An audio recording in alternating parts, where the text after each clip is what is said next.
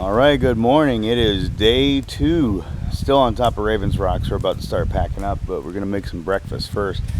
So this morning on the menu, we got some coffee, biscuits and gravy, a little warming fire, and then he's about to go make some more coffee. Let me introduce you to God's gift to backpackers, the jet boiler. This thing is awesome. It literally boils up water in this cup on a butane tank within just a couple of minutes, and then you're eating. So you're doing pretty good there. I think they're like $100 or something like that. So you know, it's not going to break the bank, and it'd be pretty good for you if you're going to be going a couple days.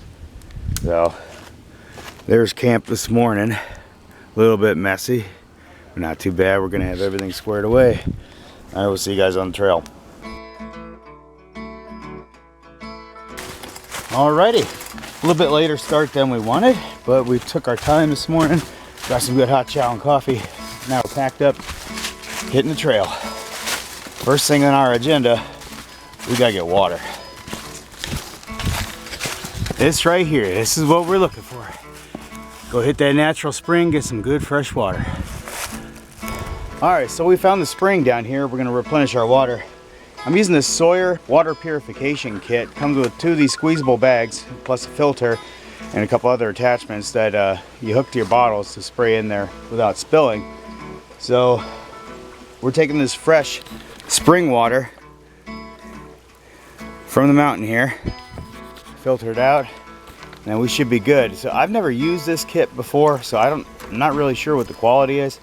But if we end up with cholera or something like that, well, we'll have an answer then, won't we? But I'm feeling pretty good about it. And here you see I attached the filter, and then all you do is squeeze it on through and fill up your bottles. Yeah, and it looks like the Sawyer kit worked out pretty good. We refilled our water resources, and we have 2 extra in reserve that we're going to have to filter later. All right, now we got a good resupply. Got our waters ready to go. Got plenty of chow for later on. We got one more obstacle that we got to face now. Got a rainstorm coming in from the southwest, but it looks like it's just blowing through. We'll just have to deal with that. Just to spook the deer. This little side adventure. Found this neat pile of rocks over here. It's got like kind of a cool cave formation.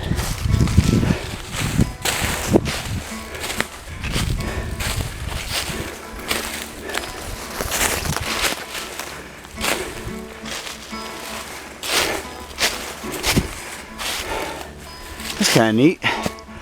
Not much to it. A nice incline on the switchback here. That's pretty cool rock shelf over here.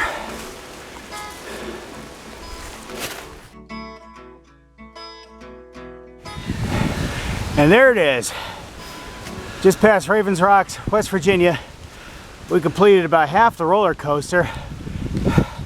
So when we started out, we were about halfway through, which, in case you didn't know, the roller coaster is a series of ups and downs, rocky ups and downs, with pretty solid elevation changes. So looks like we've hit the ridge top, so probably clear sailing from here. So here on top of the ridge, it's pretty easy going. Much better. Much better. It's still a little bit rocky, but the ups and downs are much more gentle. And with that storm blowing in, coming from the west, luckily we got a little bit of shield to keep the wind from hitting us directly. We got a little bit of drizzle, but very manageable. So we just found this pretty cool lookout here on the ridge line. We can go check it out. Let you guys get first looks along with us.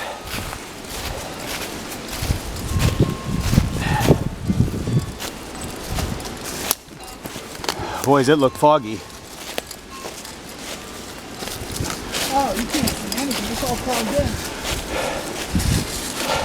doesn't see a lot of towers. Oh yeah, there's town down there. It's plugged in now.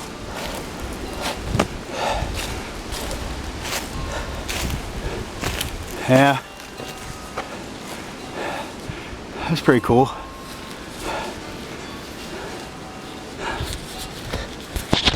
Little barbed wire fence here. So, that's our first look out. Let's see what else this trail has got for us.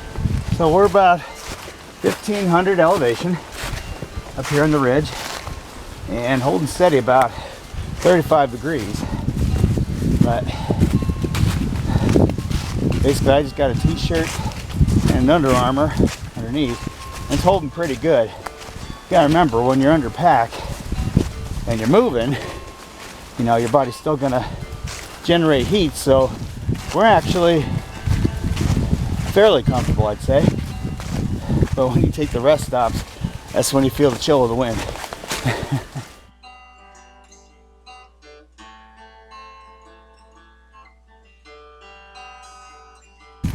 This nice big rock pile there.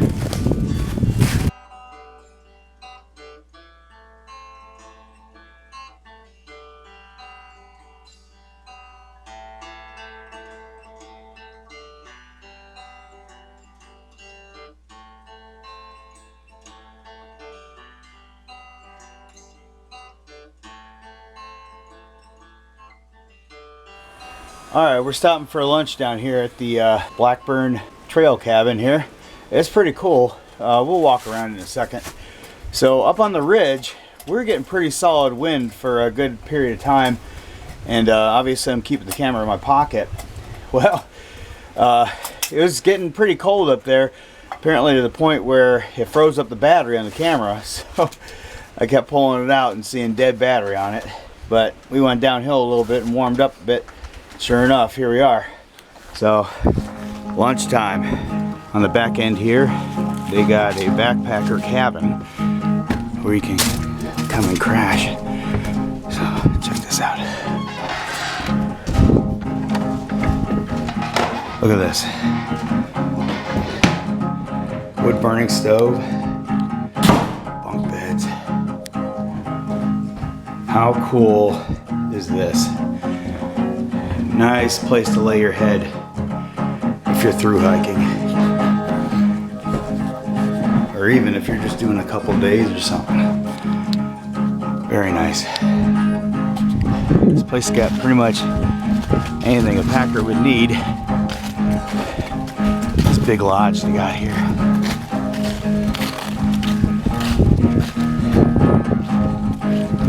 That big wraparound porch on there.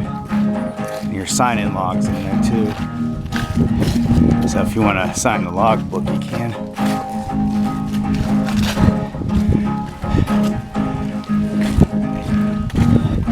And the facility is courtesy of the Potomac Appalachian Trail Club. Well, we're back on the trail on top of the ridge, and the wind was just waiting here to greet us, but we layered up a bit to deal with it. So there's a couple more miles, we'll be all set. Let's do it.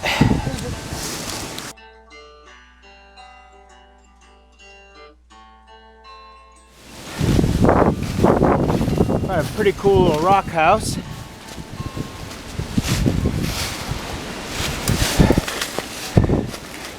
This is neat. Neat? Oh yeah, you can stash it. No, little rock house that you can stash out in. Let's get a look at the view.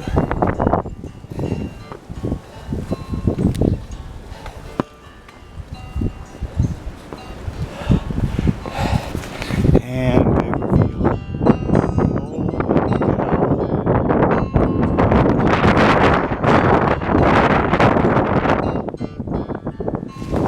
So the ridge line itself is pretty flat, and we dropped a little bit of elevation. We're a little bit further from the edge, so the wind's not hitting us as bad, but we're just cooking through some miles. Hopefully the goal is we can try and get up close to, if not hit, Keys Gap before we have to make camp. But as you can see, we're starting to lose sunlight. Check this out. We are on the tippy top of this ridge. Nice and rocky.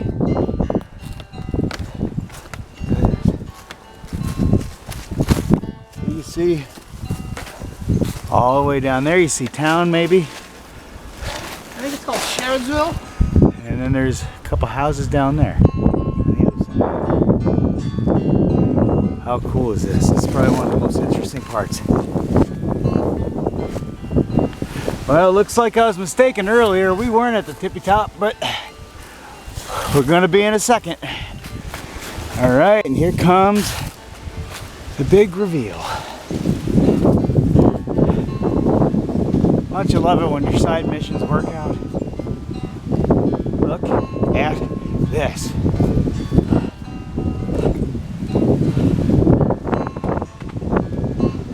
All right, so we made it to the David Lesser shelter here. We're gonna set camp, it's getting late. So we didn't make it to Keys Gap. We kind of figured they were gonna be a bit south of it anyway. But a nice thing that we have here is hikers will set signs to alert you. So get your water while you can. There's gonna be a bit. All right, and there it is. Pretty cool little cabin. Nice warm spot to lay your head. So if we use the cabin, it means we don't gotta set camp. That makes life easier. So this is the shelter. It's not a cabin like I initially thought. It's pretty nice though. It's a good wind blocker. But we are still gonna set camp. So we got camp set over here. Yep. Got a fire going. So it's a really nice area. It's a good place that you can settle in for the night, and it's got room for plenty of people here. So yeah. Well, I'm hungry. I'll catch you guys later for part 3.